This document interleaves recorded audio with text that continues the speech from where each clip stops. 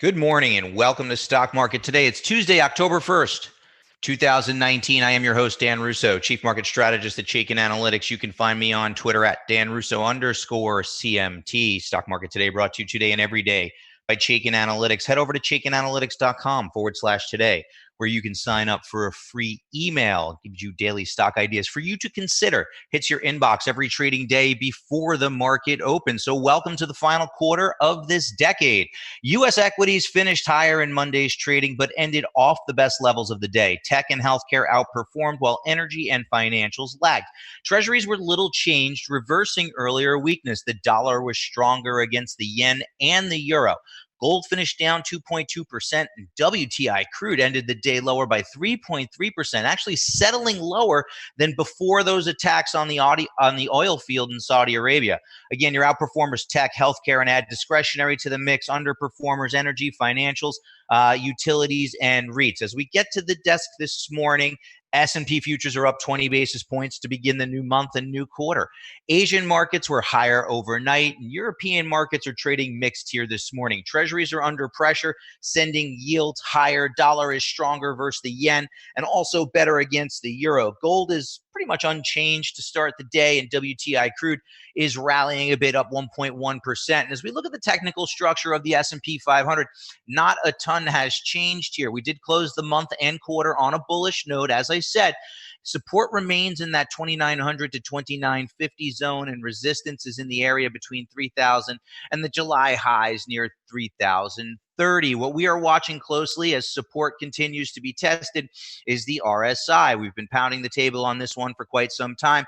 As long as the RSI holds above 40, which is the lower bound for bullish ranges for this indicator, odds favor an upside resolution to the current consolidation, especially when you add in the fact that Chaikin Money Flow is putting in a series of higher lows and remains bullish. So the indicators point to potential upside resolution for the market here, as long as we continue to hold above that support zone that we've been highlighting. It's been tested a couple of times over the past week, but so far proving its worth as a top end of the support zone at 2950 continues to hold. Turning now to our market in a minute, going over what I'm writing about in my note for Chaikin Analytics clients today. Equities move higher on the final day of the quarter. We touched on that. Actually starting to see some signs of life in financials on a relative basis. So we'll take a look at that a little bit later in the show. At the same time, defensive sectors continue to outperform as technology tests key relative support. We'll take a look at both of those dynamics a little bit later as well. Futures do point to a higher open to start the new month. And as we dig into the major indices and look at them from a power bar perspective, right, how many stocks in each of these indices have bullish, neutral, or bearish ratings, we can see the Dow still skewed in favor of the bears. 6 bearish or very bearish stocks for 4 bullish or very bullish stocks there. S&P 500 taxed on 50 basis points yesterday, 122 bulls to 83 bears. So some improvement day over day in that metric. NASDAQ was an outperformer, but the ratio still skews bearish ever so slightly. Small caps, even though they were up, they underperformed on the day again. 597 bulls, 369 bears. Nice rally in bonds to send yields lower, although that is being unwound here this morning. And tech was the standout at the sector level, up over 1% yesterday. Evenly matched in terms of bulls to bears, 10 to 10. So according to the Chaikin Power Bar, small cap stocks and large cap stocks are somewhat bullish.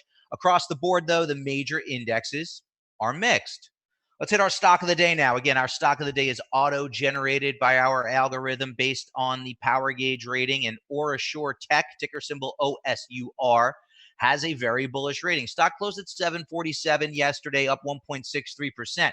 So some nice outperformance, and that power gauge rating is very bullish due to very attractive financial metrics, very strong earnings performance, and very strong price volume activity. So the 20 factors, 5 in each of these 4 categories, give us that very bullish rating. Trend is strong, industry is strong. So when we see that type of name, we want to consider. But as we dig in and do our analysis, we should quickly realize that we're doing nothing more than adding this stock to a bullish watch list, because it's an underperformer relative to the SPY, as it has been for the past 12 months. So the market and the model are not in agreement, as the very bullish rating is met with underperformance. At the same time, we're not quite oversold yet based on our indicator, and money flow is mixed at best. So what I see here is a stock that's potentially trying to carve out a bottom, but it's still a bit too early to get involved or really get excited on the bullish side of the portfolio. So what I like to do in these situations is add the stock to a bullish watch list. And if this relative strength starts to improve and money flow starts to improve, then it becomes more interesting to me. OSUR going on the bullish watch list here this morning. Turning now to the sector tracker. Looking at the movement of the major sectors over the last 5 days, you can still see that we have that very defensive feel at the top of the list, right? Staples up over 1%, utilities up over 1% over the past 5 days. Real estate is positive as well. This is much the case, right? Even going back further in time, 12 months, 6 months, 3 months, these three sectors have been and continue to outperform the broader market. Tech, materials, industrials, and discretionary are middle of the pack. And then financials, healthcare, comms, and energy round out the laggards. Energy just continues to go lower. Fundamentals never changed there. We had the big spike in oil. Some people started to get excited about energy, but the fundamentals for the group, at least is the way we view the market, did not change, and the group has resumed its downtrend on an absolute and relative basis. We are going to touch on financials a little bit later in the show, as I said. Now, the industry in focus today is one that we've been bearish on. We've been avoiding the pharma services, and for good reason. Over the past 6 months, this group has underperformed the S&P 500 by over 16.5%, 16.59%. And the power bar ratio, which measures future potential, is still weak, right? 14 bearish or very bearish stocks, only 5 bullish or very bullish stocks, earns it a rank of number 19 of the 21 subsectors we track, and it's moved down 4 slots over the past week. So some of the indicative names there, all with very bearish Chaikin Power Gauge ratings: Axsome Therapeutics, AXSM, Zogenix, ZGNX, and Wave Life Sciences, WVE, all with very bearish ratings. So names you certainly want to avoid, or if you do trade to the bearish side, maybe see if they set up in the options market to take a view to the bearish side of the coin. But as we look at the fund here, XPH is the pharma services ETF that tracks this group. We can quickly see bearish ETF power gauge rating in a weak trend as the fund trades below a declining long-term trend line. Look at the underperformance. This group has been underperforming the market for nearly a year. It was late October, early November when that underperformance really started to kick in. And throughout that time, we've seen a lot more bearish money flow than we've seen bullish money flow. Fund is currently nearing an oversold level, but the trend here is decidedly bearish. So the technicals are bearish. Power gauge rating tells us that the fundamentals are also bearish, especially when we take into account this power bar ratio. So pharma continues to be an area of the market that we would like to avoid or potentially look for bearish opportunities when they present themselves. So staying away from pharma for now. Taking a look at what's trending now, yesterday's S&P 500 movers and shakers, our gainers and losers. On the winning side of the board, Jefferies. No real news yesterday. They did report last week. Stock up 3.6% yesterday. L Brands up over 3% as the retail group was generally positive yesterday. FLR, a $1 billion modification to a current contract, sent that stock higher by over 3% on the day. Lodging names were strong yesterday. Marriott takes part.